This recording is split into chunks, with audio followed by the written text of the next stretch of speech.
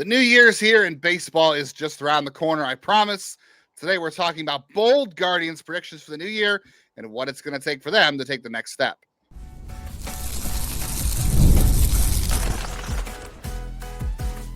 You are Locked On Guardians, your daily podcast on the Cleveland Guardians. Part of the Locked On Podcast Network, your team every day. What is up, Guardians fans? Happy New Year. I think, are we still at a place where we can say Happy New Year, people? I think Larry David said January 3rd was the last day you could say Happy New Year to somebody. But I'm saying it because we haven't talked to Guardians fans since the new year. So thanks for hanging out with us here on Locked On Guardians, the only daily podcast that covers your team every day from the majors, the minors, the draft, everything between.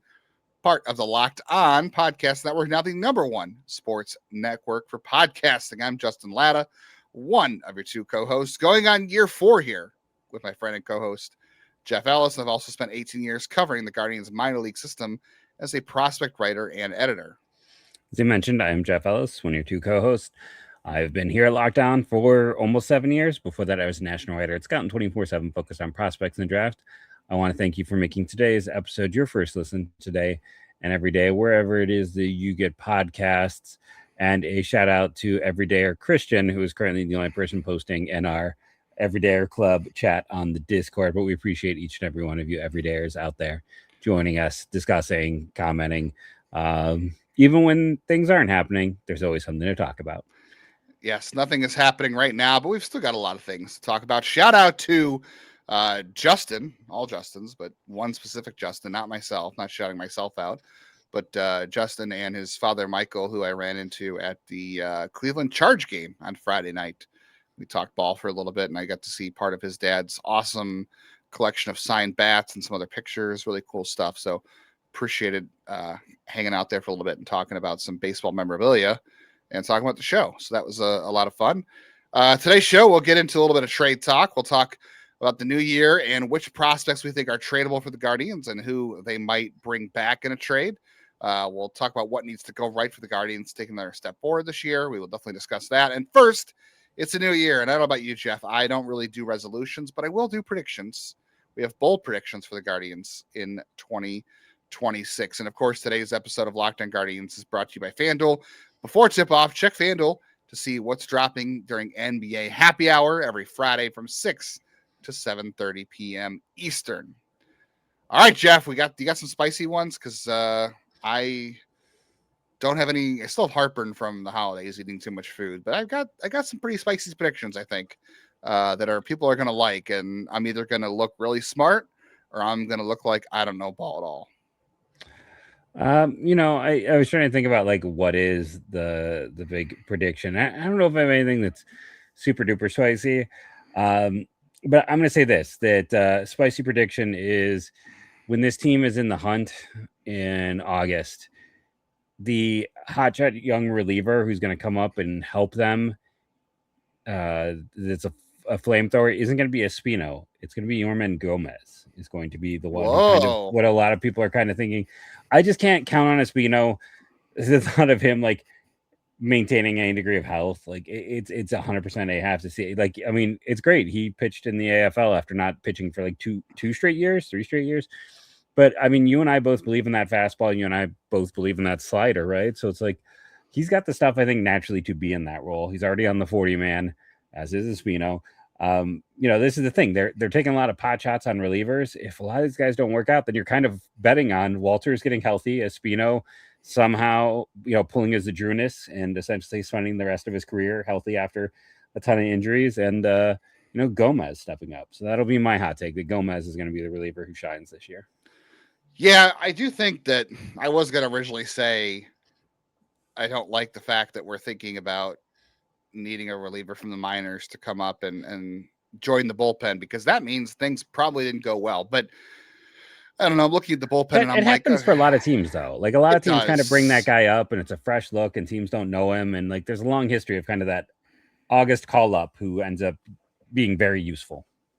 Yeah. Well, I was just thinking too, like the 2024 bullpen is the only bullpen I can remember, maybe 05, where things just kind of went right all year. Like nothing went wrong in the bullpen in 2024, right? Like it was. I mean, I would say things went pretty wrong in 05. or 25. You said 05, not 25. My bad. Yeah, 05. Yeah, 25 things went very wrong. No, 2005, they were a very healthy pitching staff. I mean, what in the bullpen went wrong in 2024? You had, the closer I'm not going to name. Kate Smith emerged.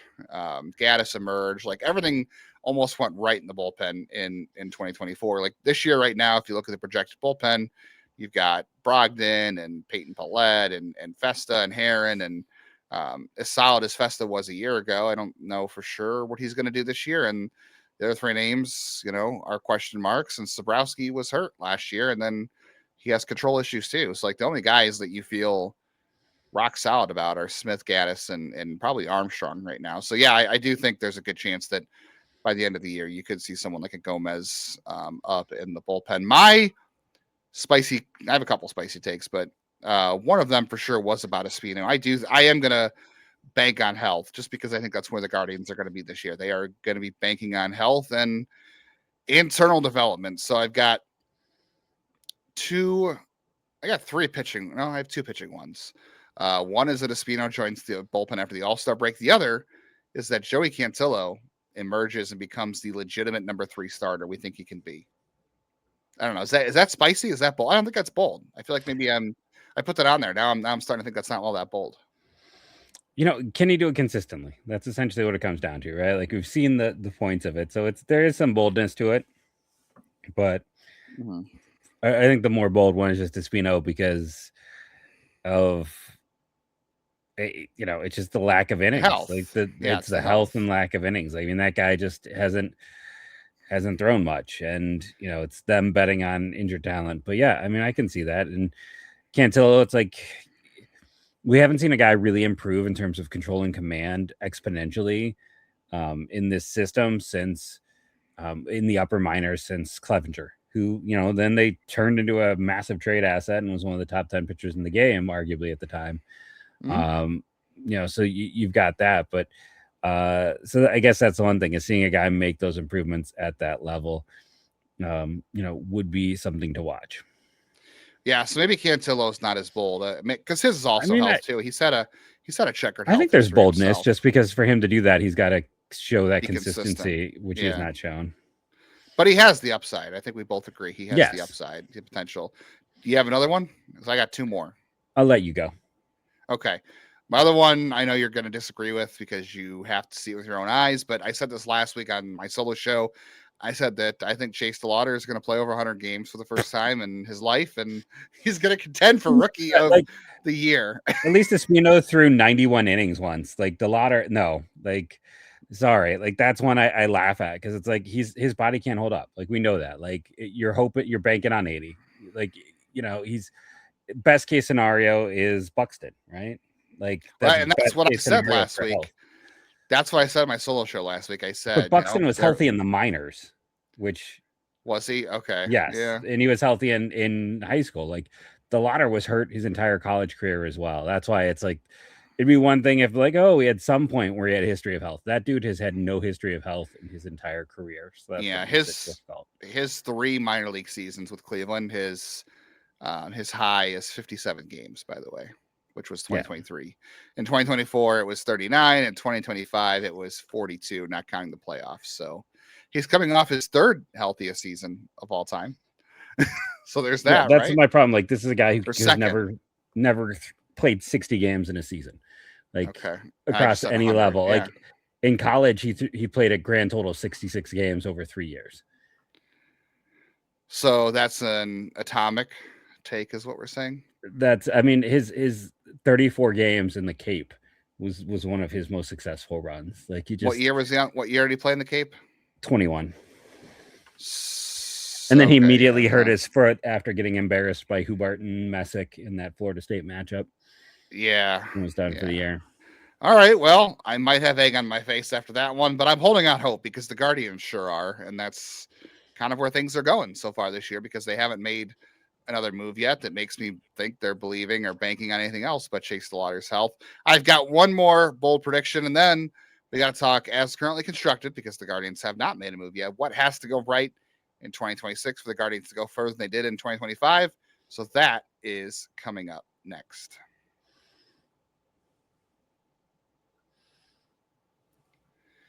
Friday nights, they already feel different during basketball season. They're a lot of fun. I was at a basketball game myself on Friday, and FanDuel is making them even better. Every Friday night before the game tips off, FanDuel gives fans like you a new way to kick off the weekend with NBA Happy Hour. NBA Happy Hour is your official pregame. It is a limited time window where special offers drop right inside the FanDuel app before the action starts. So what you're going to do is you're going to go open the app, and between 6 and 7:30 Eastern, this is appointment viewing for NBA Happy Hour.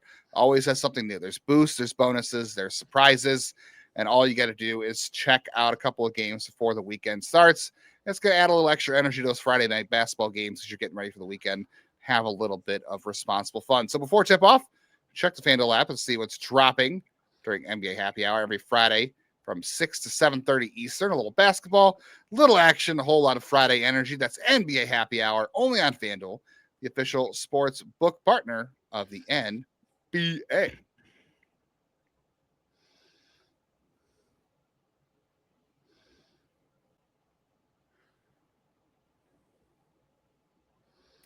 Thank you all for making Locked On Guardians part of your daily routine and your first listen today.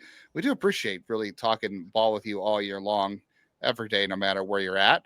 You already live with the Guardians every single day, even when they're not doing stuff. You're still here talking Guardians and trying to think about what's going to happen this season. Take it up a level. Go ad free for the show. Join the Everydayer Club. Get Locked On Guardians with no interruptions. Members only Discord access, as Jeff mentioned, and more for just $5 a month or $50 a year. Go to lockedonguardians.supercast.com or check the link in the show notes to learn more. All right, so my last bold prediction before we move on, Jeff, is that Travis Bazzana comes up in June. I think it's June. I don't know what's the rating on how bold or spicy that is. That may not be that bold. I don't know. It's vaguely mild, I would say, just because everyone who listens to the show knows that I'm in love with Gabby Harris's arm and what his arm talent defensively can do at shortstop. Get a room. But the problem is the bat is just a complete cold shower. Like it's gonna. So like by June, if Bazzana can show enough of being healthy and able to handle second base, because most people thought he'd be at least okay there, and then it just a lot of views last year with the unhealthy version. Like then they could always shift to Rocchio if he can do what he did last year.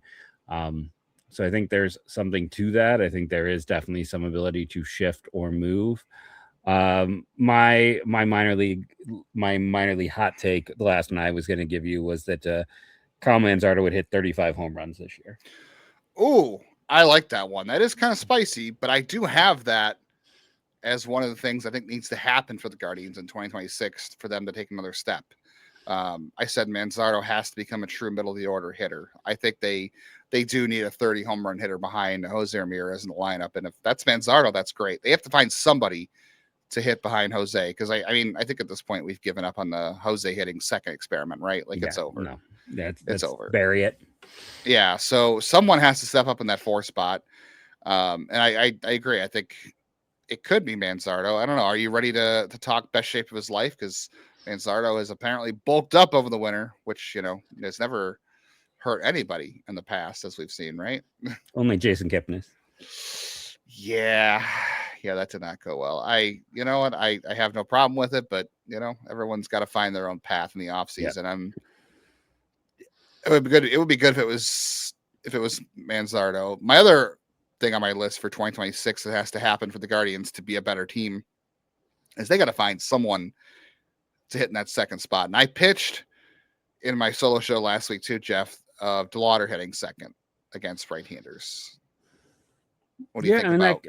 Against right-handers, it makes sense. I mean, he's got that arm bar in his swing that's going to make it very hard for him versus lefties. So I still have that concern. God, I can already visualize the comments about how I'm such a hater, even though like I was writing about him being a 1-1 candidate before he was here. It comes down to he's got an unusual swing. It's going to be hard versus lefties. I think he can be great against righties, which is over 80% of your at bats.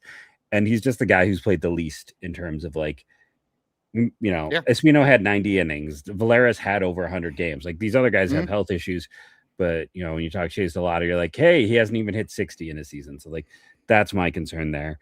I think if he's healthy and playing though, I think he would make sense in the 2-hole. I would still like to see them, trade for something. Right. Just to give them some more stability. Listen, one of our commenters talked about and I wanted to make a comment, but I was traveling and dealing with all sorts of issues over my quick travel to see my dad. But it's like someone talked about how it was Quan, Jose, and then just a bunch of bad hitters. I'm like, where's your Kyle Manzardo erasure? Manzardo is arguably the second best hitter on this team.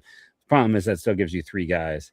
I honestly would not be opposed to Manzardo, Quan in the 2-hole. Depending on what Rocchio does. I'm not opposed to the idea of Rocchio too, but I'd rather see someone a little more consistent at that top spot. I can't do Rocchio at 2 because, and I don't want to get too deep into this just because lineup construction is largely overrated at some parts. But when you have a lineup like the Guardians, I guess it matters because you're filling in the spots with guys that don't really fit right now. But I can't do Rocchio there because he doesn't walk enough to me, and because of how left-handed they are, I can't have Rocchio and Jose back to back just because you've got to be able to spread out the switch hitting in this lineup. If Rocchio is going to be an everyday guy, which obviously he will be because they haven't made any kind of move otherwise, but I think you have to have a switch hitter lower in the lineup because you've got so many lefties. You got to have someone down there to break it up. I don't think you can afford to stack 2 switch hitters in a row at the top of the order. Yeah, I'd have to look at his numbers. I feel like he's kind of one of those guys who's almost like a switch hitter name. Aren't the splits? Well, it's not even just the splits. It's just the fact that you want to avoid lowering the lineup, having to stack the lefties. I think because I guess maybe it doesn't make a difference. Maybe if he, I guess for his career, he was 78 and 77. Neither of them are good, but last year it was about a 7 to 10 point difference in 25, which is when he was actually a productive hitter when he came back up. But I mean, that's why you'd like to see in an ideal world them add one guy who's got some kind of track record of success, right? That's what it comes down to. Unfortunately, the free agency is stalled, the trade market is stalled, everything is just kind of very it'll pick back up here in the next couple of weeks. After the new year, things will pick back up, and the new year's is here. So I think things will start to pick back up. My other couple things that need to happen this year, I think one of DeLauter or Bazzana does need to emerge as a key piece going forward. I think we need to figure out if one of those 2 guys is going to be someone you have in the lineup. I know you're going to say about injuries, but one of those 2 guys, I think you need to figure out this year if they are someone you could count on next year. And same with the middle infield, and Bazzana goes into this too. I think at some point this year, you have to say, okay, we have found our second baseman or shortstop. I know we always talk about Mr. Right now and not necessarily Mr. Right all the time, but I think we've been trying to find Mr. Right now the last couple of years. So I think it's coming time here. We got to figure out who is Mr. Right. And I think a key for them to be better in 2026 is they got to figure out, I guess you can win if you get Mr. Right now in 2026, but I think you're better off if you find Mr. Right. Well, I think one can make a case that all you're ever going to find is Mr. Right now with just the current way baseball is set up and done. You can't have anyone for more than 5 years. So is anyone Mr. Right? Or is it, you're kind of stuck in a perpetual cycle of Mr. Right nows because, that sounds fun. Yeah. That's baseball. I texted Justin this, but bottom line, it's a business. And Major League Baseball makes more money when the Dodgers and the Yankees are in the World Series than when they're not. They don't care about you. They don't care about Cleveland. Cleveland needs to be good enough that fans will still show up to a degree, but it is not a sport that is built for parity or for caring about small markets. It's not. And it sucks. And it's terrible. And they kind of missed their window when it was a more popular sport to appeal to that parity and make people fans of baseball. But it's a tribal sport anymore. And unfortunately, it sinks. And I know people are always going to be mad about this in the comments, but we just kind of have to understand that there is no permanency. Yeah, there is not right now, unless you can get someone to sign, a pre-arb extension or. But those almost always fail. Those have been bad. Less a 25% success rate. This team is never going to do that because the odds are showing that like that is not a good return on investment. Churi is the only successful one. Yeah, okay, not even pre-R, but I guess you've got to figure out how you can get more guys. I don't know if you can do the deals anymore where you have the Tomies and the Bells and the Ramirez. They're getting money now. Yeah, like Juan made millions of dollars in his first years. Right. I mean, getting Tanner Bybee to sign one is a miracle of its own, right? Just because more likely with pitchers, I suppose, due to injury risk. I mean, and again, I still think you have Tristan McKenzie's own issues to say thank you for Tanner signing his. I mean, the Guardians finally approached him with an offer that was worth it for him, but I think if Tristan McKenzie doesn't go through what he does, I think Tanner might be more inclined to bet on himself too. So I think you have a little bit of that situation to think too. All right, I've got one more thing I think needs to happen in 2026 for the Guardians to be a better team. This is an obvious one. And then we're going to talk some trade. We're going to talk about if the Guardians are going to have a chance to make a trade this offseason for a significant bat, it's going to have to come through a trade. So who are the most likely trade chips and who can they use to get deals and who could they return? We'll get into that next.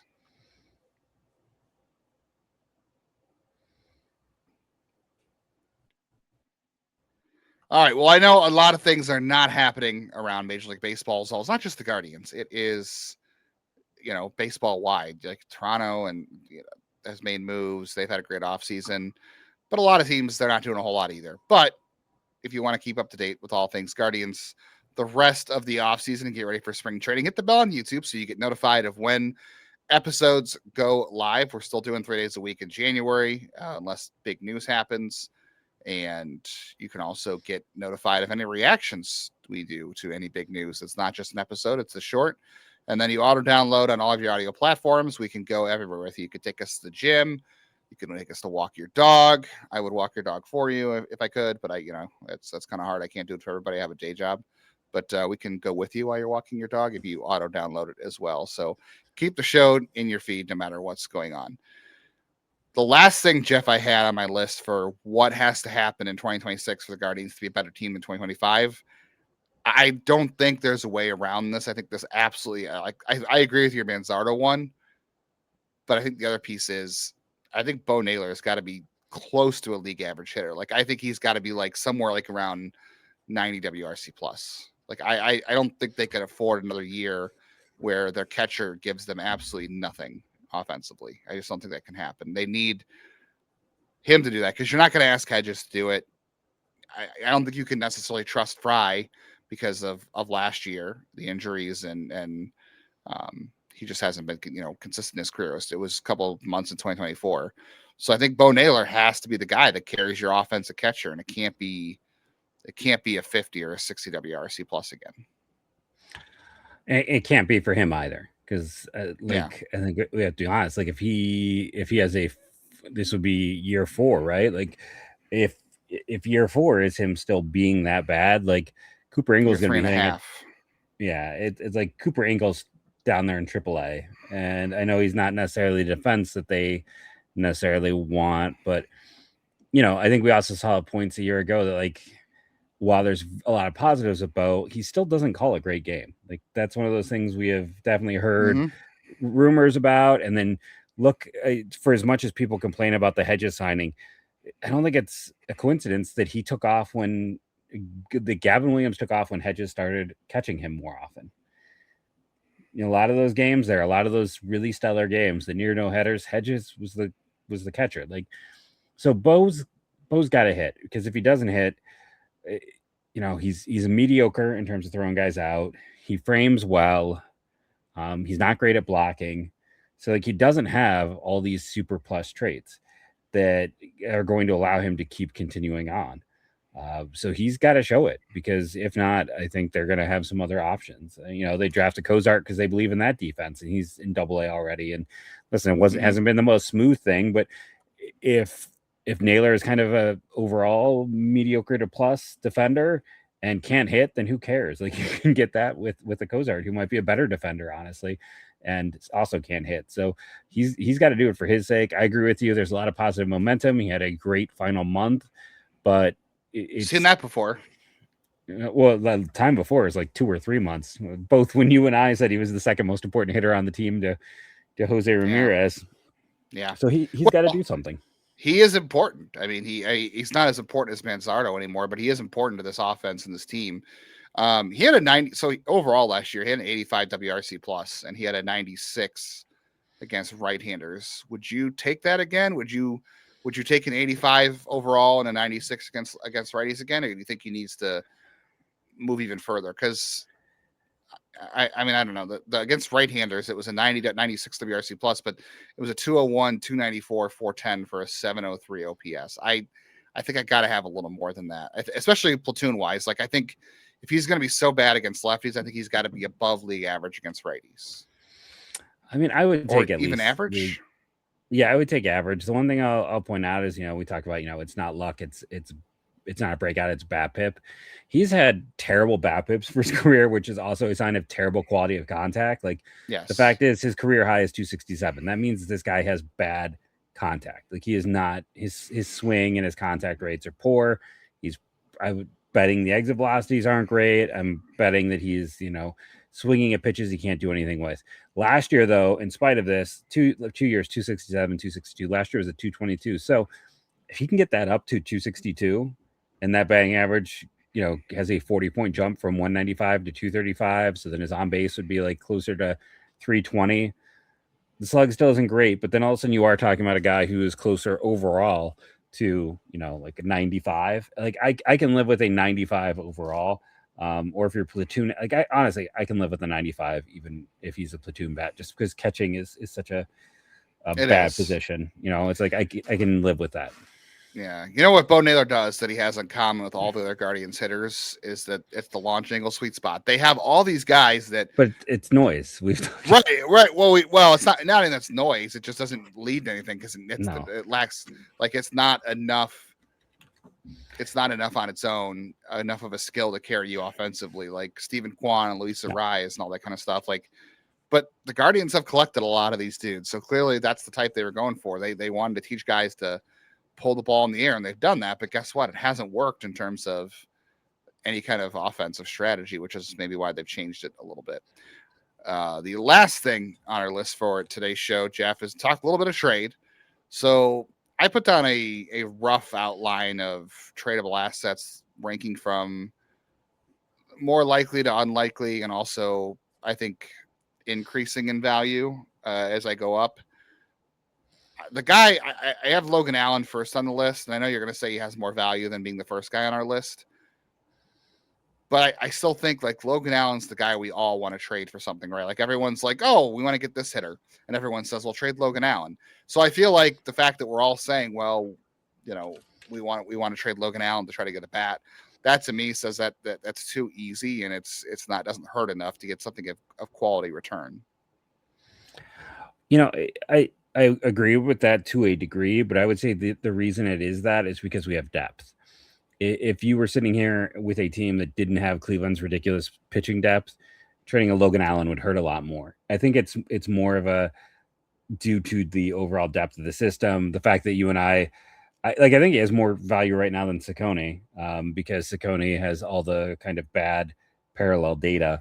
So it's like, Cantillo has a much higher ceiling. You have your other pieces. So I think in terms of where we are, he is so much more palatable. But I think for a lot of teams, he wouldn't be a palatable player to trade with 4 years of team control, who's been about a league average starter, who's a lefty, who, has shown some nice little improvements, some changes, and has some pitches. I think there's value there. I see where you're coming from, but I do think it is kind of contingent on the fact that they have 6 starters right now, and you can only really run 5. Yeah, well, it's going to take more than 6 starters to get through the year. It is. The other guys I had on my list, though, were Allen. I had Welbin and Francisco. I had Alfonso and Rosario. I had Parker Messick. I have Angel Henao, Cooper Ingle, Churio. And then I don't think it's ever going to come to this, unfortunately. And if it did come to this, that means they're getting a big bat back. But I have Joey Oakey and Braylon Dowdy on my list as guys that would be very tradable. For value and purposes. Like, that would mean you're getting, like, Kettle Marte back or something. I'm not saying that's going to happen. I'm just saying you wouldn't trade those guys unless you got that type of player back. That's just kind of where I had them in my, trade assets. Yeah, I mean, I think Rosario almost has to reestablish value after how pitiful the AFL went. Like he looked great at the start of the year, and then the AFL undid any hope. I do think Messic's got a ton of value right now. He does. I think Messick is high on value. I think he's got a lot going with him. It's like I think Ralphie is on that list just because of positional. He is. I didn't include him only because I don't think the Guardians can trade him. Like, I don't know what you get back. You get someone who's ready to go now, as opposed to someone who is going to take another probably year. Yeah, I guess I was thinking more in terms of likelihood to trade them. And then I don't know if they'd sell low on Brito, but there's so many I needs, thought about that. So many needs with teams at second base, but so many weird second basemen out there. And then I'm just gonna go ahead and say this: like, if they really believe in Bo, or if Bo actually does what we talked about, I think Cooper Ingle becomes a fascinating trade asset because there's a lot of teams that don't have, you were talking about Philadelphia before we came on air. That's a team that has no catching depth in their system. So yeah, I can see a lot of that. And then I would just say Casares, why can I not think of his first name? Uniker. Yeah. Because teams like those super young players who performed. So it's like a guy like Uniker has trade value. Look for those players that are extremely young for the level. So I would always say that out.